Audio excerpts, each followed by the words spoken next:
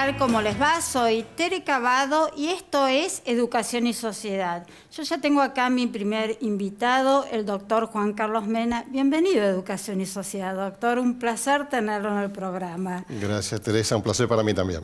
Por favor. Bueno, lo voy a presentar. Usted es presidente del CRUP, que es el Consejo de Rectores de Universidades Privadas, y es rector de la Universidad FASTA. Bueno, espero que el tiempo nos dé para tratar los dos temas. Me gustaría mucho que usted le explique a la audiencia qué es el CRUP y cuáles son las funciones. El CRUP es el Consejo de Rectores de Universidades Privadas, nacido en 1962, cuando comenzaron a gestarse las primeras universidades privadas en la Argentina, luego de un debate que algunas personas podrán recordar, el debate de laica y libre, que fue una disputa en favor de la libertad de enseñanza. Comenzaron a partir de allí a nacer universidades privadas sobre una doble vertiente, el ejercicio del derecho constitucional de enseñar y de aprender y el derecho de asociarse con fines útiles. Desde el comienzo nacieron las primeras universidades, varias de carácter confesional, claro, las y también son varias, católicas. Pero ya desde el nacimiento había algunas que eran de origen totalmente laico. UMSA, que es UMSA, la primera por ejemplo, universidad privada laica del país. Exactamente. Y a partir de allí comenzaron a expandirse. La primera época, la primera ola, abarcó 23 universidades, en su mayoría católica, pero luego... Fines de los 50, principios de los 60, que acaba de decir 62 hasta años. Principios claro. de los 90. Hasta principios de los 90. Allí Correcto.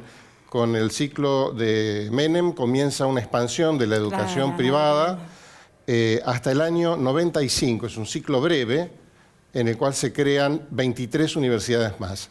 Y luego, la suya en ese pertenece a ese ciclo. Y luego, a partir de la creación de la CONEAU, se crea el resto hasta llegar a 70, con una cadencia 70, con una cadencia de creación a razón de una universidad privada por año promedio. A veces no hay creación, a veces hay dos, pero más o menos ese es el ritmo y ha tenido un crecimiento sostenido, tanto la creación de instituciones como la matrícula y sobre todo el porcentaje de graduados, porque las universidades privadas gradúan el 40% de los graduados de la Argentina.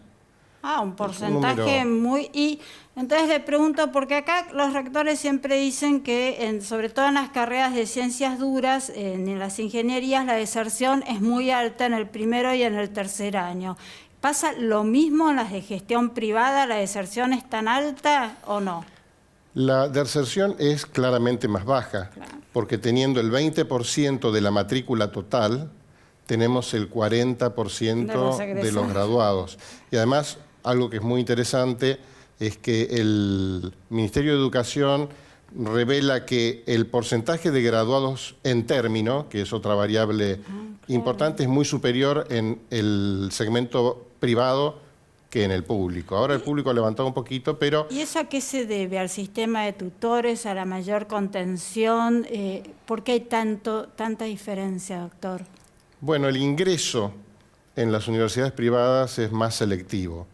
En algunos casos porque hay exámenes de ingreso, puntualmente, por ejemplo, las carreras de medicina, la mayoría tienen exámenes de ingreso eliminatorios y con cupo, lo cual indica que uno trabaja con quintiles de la población estudiantil que están más preparados, y en otros casos la necesidad de pagar una cuota obliga a pensar bien si uno está en condiciones de asistir a la universidad o no. Este es otro elemento que limita el ingreso, pero que asigna una responsabilidad especial al estudiante que valora el estudio. Hoy te cuesta, digamos. Hoy te cuesta, y si te lo pagan tus papás en muchos casos, o quien sea, y también, o sea, si no te va bien. Hay otras razones que se pueden ensayar, pero en general esas son las más importantes. De hecho, los estudiantes que asisten a las universidades son de los quintiles más altos de la sociedad, eso hay que decirlo. En las universidades estatales también asisten de otros quintiles. El problema es que estos que pertenecen a los quintiles más bajos no se reciben en general. Y en la banda de graduados no hay mucha diferencia entre la pública y la privada. Por eso digo que aunque no se reciban, el paso por la universidad los cambia, o sea, los hace madurar, tienen otro lenguaje, o sea, claramente todos queremos que se reciban, ¿no? Sí, sí, sí. Pero como experiencia de vida, inclusive, yo te los mando a todo el mundo a estudiar. O sea, bueno, sí. El paso por la universidad siempre deja algo. Lo que ocurre es bueno. que ese algo ocurre a partir del segundo o tercer año. Que de hecho ahora muchos están proponiendo que se expida un título, bueno, está habilitado por una resolución del Ministerio de fin del año pasado, se expida a esa altura un título de bachiller universitario, sin incumbencias, sin competencias, pero que acredite este paso por la universidad. Lo que pasa es que los que entran y no llegan a mitad de primer año o llegan hasta el primer año pero no aprueban una cantidad mínima de materias, en realidad lo que hacen es aportar una ineficiencia muy alta sobre el sistema. Ese es un tema que en algún momento habrá que debatir.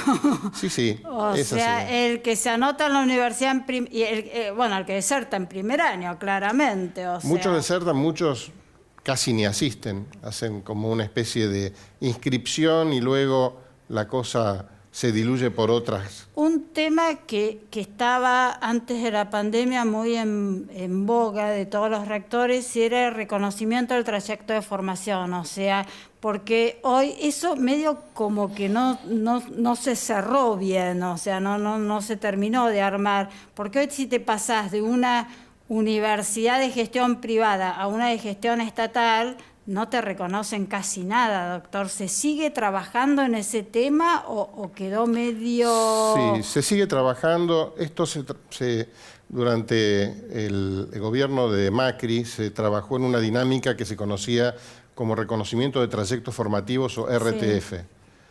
Sí. La finalidad era muy buena, pero no llegó a tener eficacia. Luego cambió el gobierno y se inició un sistema nuevo que culminó ahora con la generación de créditos, pero que tampoco ha logrado hacerse ejecutivo. En la práctica yo creo que hay que avanzar mucho desde las universidades, porque esto resuelto desde arriba tiene estos problemas, ¿no? Ya hoy hay que adoptar una dinámica más flexible en el reconocimiento de trayectos formativos de otra universidad.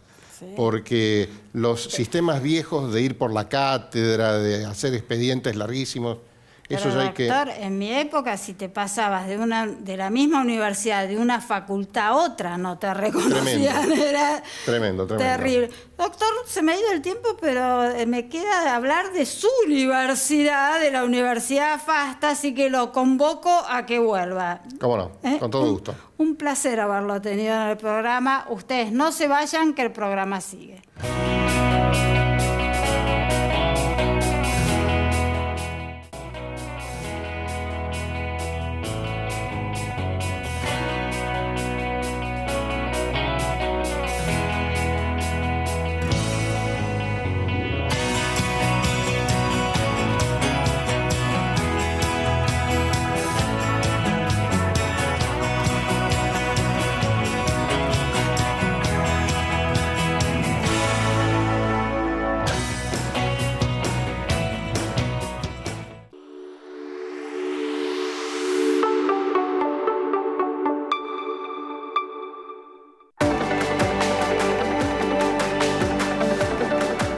Años construyendo historias. UCASAL, construí tu historia.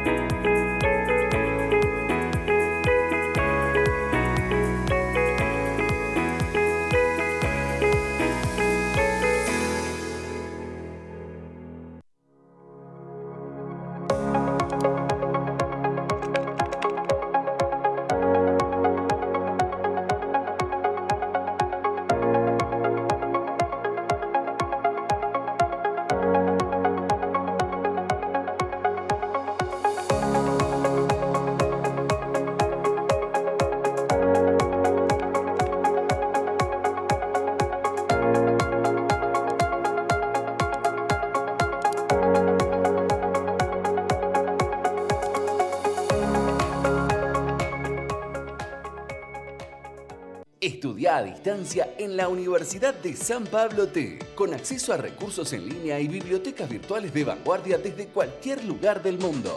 Conoce nuestra oferta educativa acreditada y adaptada a tu ritmo. www.uspt.edu.ar.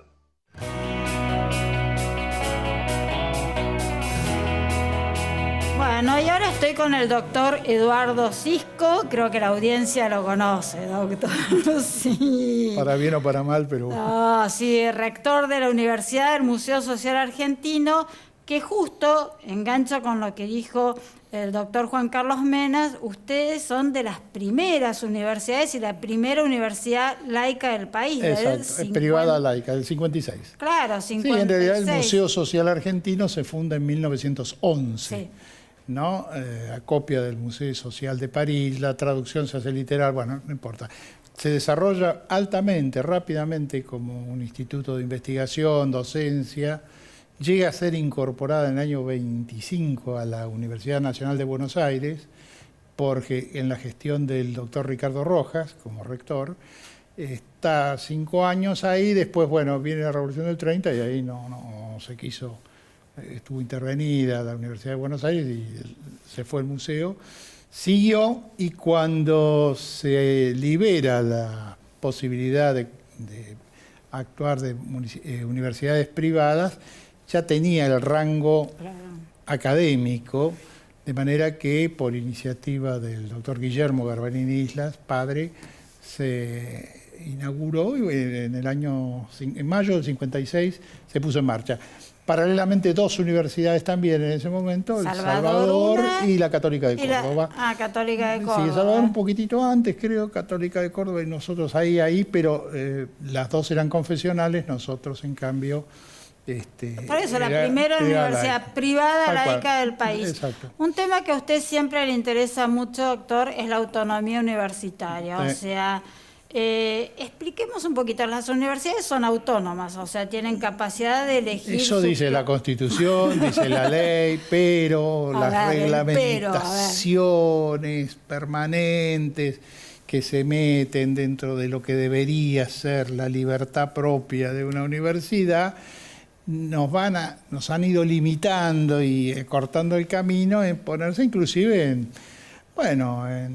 decisiones fundacionales, es decir, esto ha salido tanto por resoluciones ministeriales, con acuerdo del Q, es cierto, las últimas que hubo sobre todo de la gestión anterior, o por ejemplo también en las recomendaciones de CONEAU, donde dice no, que debería escindirse CONEAU, expliquemos la evaluadora universitaria. A todo el mundo que es la Comisión Nacional de Evaluación y Acreditación Universitaria. La CONEAU lo que fija son estándares de calidad. ¿Es correcto lo que estoy diciendo? No, la CONEAU lo que hace es evaluar las universidades como tal y acreditar carreras de posgrado y de grado del artículo 43, que es donde hay compromisos sociales importantes. Compromisos de vida. Exacto, claro, sí, de ahí. Y también sociales, porque abogacía, contador público son también evaluados. Pero CONEAU también hace esa recomendación de apartar el aspecto fundacional del aspecto conductivo. Yo le pongo el ejemplo de mi universidad. La Universidad del Museo Social, es una asociación, una de las pocas que son asociaciones, la mayoría son fundaciones, tal cual permite la ley. Asociación Civil sin fines de lucro. Sí. Creo que la Kennedy también es asociación, que es de las primeras, si no me equivoco. Puede ser. Todas las asociaciones son sin fines de lucro, en realidad. No, digo porque eso era algo así. Es una asociación. Ahora, el presidente de la Asociación Museo Social Argentino es automáticamente rector de la universidad. Este es el tema. Y eso es presidente de la asociación y rector de la universidad. Exactamente. Eso es lo que está establecido. Varias instituciones privadas también lo tienen, ese carácter. Entonces, pero se recomienda escindir una cosa de otra. Eso es un poco desde una visión más del Estado, podríamos decir, de quienes están en el ámbito público de las universidades estatales,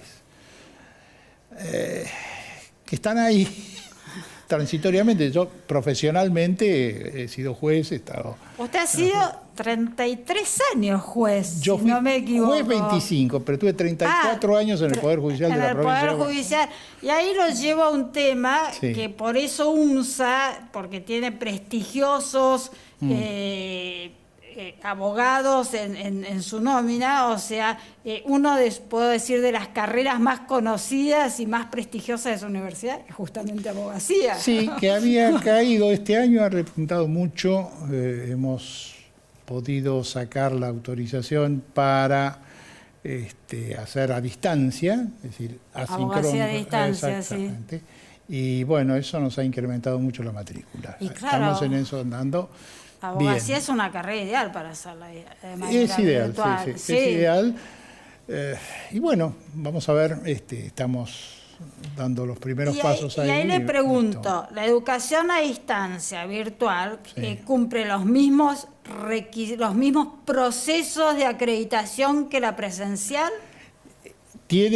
Más difícil. Tiene que ser sobre el mismo molde acreditado, pero con determinadas características. Está el profesor que la dicta, el profesor que controla, y todos esos ámbitos tienen que respetarse y cumplirse. ¿Y los exámenes, doctor, son...? Los exámenes pueden ser asincrónicos o sincrónicos. Eso depende cada uno cómo le establezca en la carrera. ¿Y en ¿no su es carrera en abogacía virtual? No, en principio son asincrónicos, pero la cátedra puede determinar. Ahí la cátedra tiene autonomía. O sea que hay bastante autonomía, ¿no? Ahí, pueden pero decir. interna, pero si me están diciendo que tengo que hacer este pasito y este pasito y este pasito, se me están metiendo en la autonomía. Ese es el tema, porque ni la Constitución ni la ley distinguen. Hablan de las públicas, de las universidades estatales y de las privadas, que somos nosotros. Todas son universidades. En el esquema actual, una universidad privada tiene que pasar para constituirse, tiene que haber un elemento fundador, una institución fundadora, tiene que tener autorización del Estado provisoria primero para funcionar y después definitiva. Creo que son 6 años, si no me equivoco, ¿no? Sí. Siguen siendo... Sí. A ver, digamos eso es otra cosa, que debería extenderse un poco más los plazos. Y tiene que también mostrar un cuerpo académico reconocido, digamos. Por supuesto. O sea, a ver, sí, esto yo lo digo siempre en este programa, que tener una universidad privada no es lo mismo que comprar un departamento. Hay un montón de requisitos, lo cual está bien, doctor, porque ustedes, los rectores, tienen la enorme responsabilidad, que digo siempre, de firmar los títulos que nos habilitan al ejercicio profesional. O sea, que no es poca cosa realmente.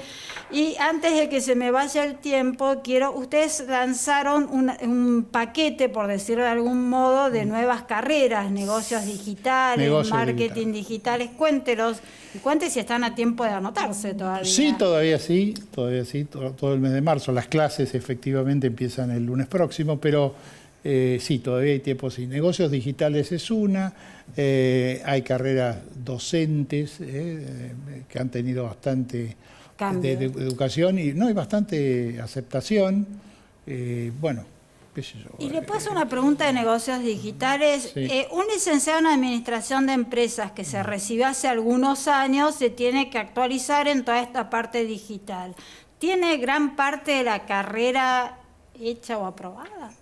Tiene que hacer la equivalencia. ¿Lo puede hacer? Debería. ¿Se puede enganchar? Se puede. Digamos, pero se puede enganchar, inclusive se le pueden reconocer un montón de materias, pero tiene que hacer... Porque eso me lo preguntaron varios. Cuando grabamos el año pasado, usted mencionó negocios digitales y marketing digital, y varios me preguntaron, yo hice marketing común, o sea, ¿serán unas pocas materias? ¿O soy licenciada en administración de empresas?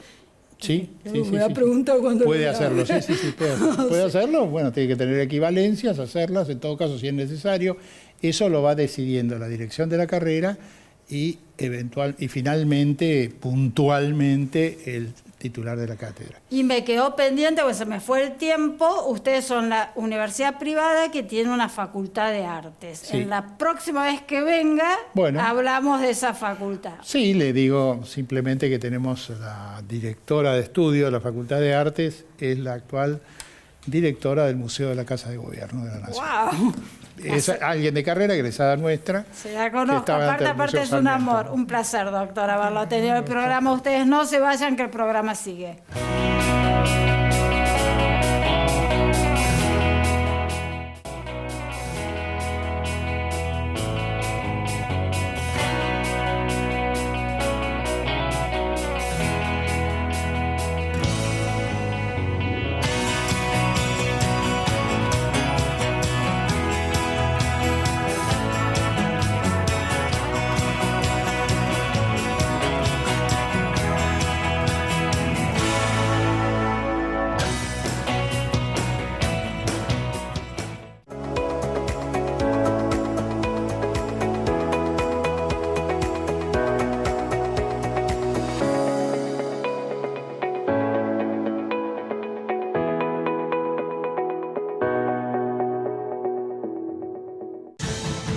La cadena de valor es importante, pero mucho más importante es el valor de la cadena.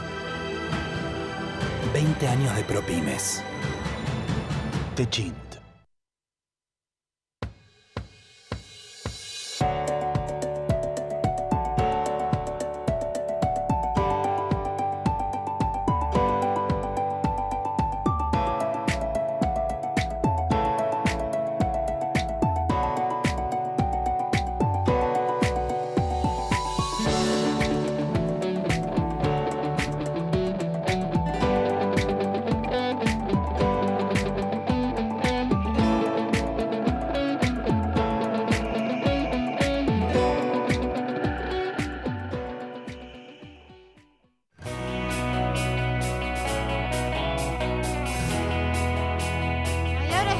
Martillero Víctor Capucho, ¿lo pronuncié bien? Sí, perfecto. Bienvenido, Víctor. Vos sos coordinador de la Tecnicatura Universitaria de Martillero Público y Corredor de la Universidad Kennedy. Exacto, sí. Muchas gracias por invitarme. No, gracias sí. a vos. Sí. ¿Es virtual?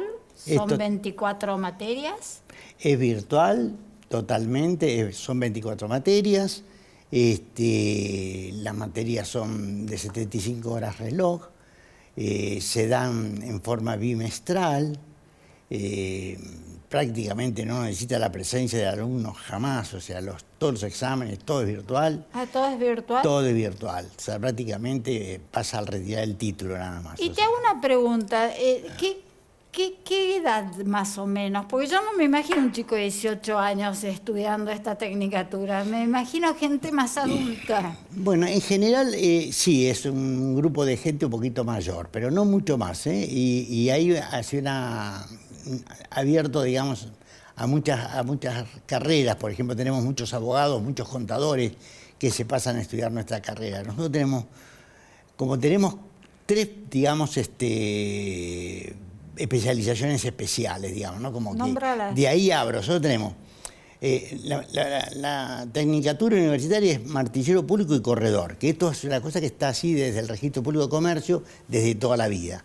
Después, bueno, está la especialidad que es Corredor Inmobiliario, ¿no es cierto? Después está el Corredor de Comercio o Corredor Balanceador, porque Corredor Balanceador era una figura antigua de un libro de 1886 editado en Madrid, que eran los prácticos que vendían negocios. Acá se veía, por la calle Avenida de Mayo, por todo había muchos corredores, balanceadores que se dedicaban expresamente, y yo tenía una oficina de eso casualmente durante muchos años, yo hace 55 años que estoy en la profesión o más, y vendíamos solamente negocios. O sea que acá con una salida, una especialización muy grande para poder optar, digamos, ¿no? Yo, por ejemplo, vendía solamente panaderías, otro vendía solamente hoteles, otro vendía solamente garajes.